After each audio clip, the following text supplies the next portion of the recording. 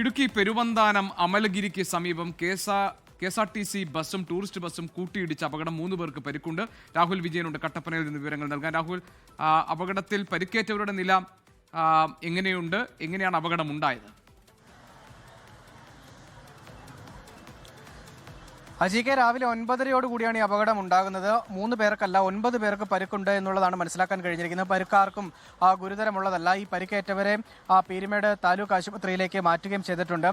കോട്ടയം ഭാഗത്തേക്ക് പോവുകയായിരുന്ന KSRTC ബസ്സും തിരികെ കുമളി ഭാഗത്തേക്ക് വരികയായിരുന്ന ടൂറിസ്റ്റ് ബസ്സുമാണ് അപകടത്തിൽപ്പെട്ടത്. വളവ് തിരിയുന്നതിനിടെയാണ് അപകടം ഉണ്ടായത് എന്നുള്ളതാണ് നമുക്ക് മനസ്സിലാക്കാൻ കഴിയുന്നത്. ഇരു വാഹനങ്ങൾക്കും സാരമായി തന്നെ കേടുപാട് സംഭവിക്കുകയും ചെയ്തിട്ടുണ്ട്. ഈ പരിക്കേറ്റവരെ പ്രാഥമിക ചികിത്സ നൽകിയ ശേഷം വിട്ടയക്കുകയും ചെയ്തിട്ടുണ്ട്. ജിക്കെ ശരി, രാഹുൽ വിജയനാണ് വിവരങ്ങൾ നൽകിയത് കട്ടപ്പനയിൽ.